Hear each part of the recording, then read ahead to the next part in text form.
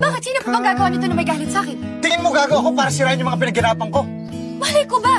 Baka dahil sa galit mo, style mo lang magkunwaring okay ka, pero pagkatapos ng lahat, ipagbabasag mo lahat. Hindi galit akong galit. Pero wala akong rason para sirain yung mga pinaghirapan ko. Dahil gusto ko na matapos tong lecheng proyektong to para hindi na kita makita. Huwag kang mag-alala, Ino. Pagkatapos ng lahat na to, hindi mo na ako makikita. Malaya na kayo magpakasaya ni Roxanne. At malaya na rin kayo magpakasaya ni Kuya. Hindi kami ng kuya mo. Hindi ba ngayon? Pero malapit na. At ikaw? Nakamove on ka na kay Roxanne. Ano naman sa'yo yun? Wala ka nang pakialam doon. Talaga? Ngayon pina-question ko kung totoo mo akong minahal dahil ang bilis mong makamove on. Wala kang karapatang questionin yung pagmamahal ko sa'yo. Dahil binigay ko sa'yo lahat. Pinaglaban kita sa magulang mo pero binaliwala mo lang lahat. Or in fact, ako pa nga dapat yung magtanong sa'yo eh. Minahal mo ba talaga ako? Pasensya ka na, wala akong kotse ng mga panahon tayo!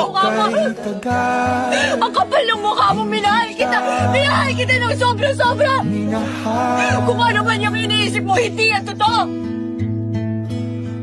Kung wala lang akong pamilya na nasasaktan, kung ako lang kahit mahirapan ako, kahit mamatay ako, hindi kita iyon dahil mahal na mahal kita!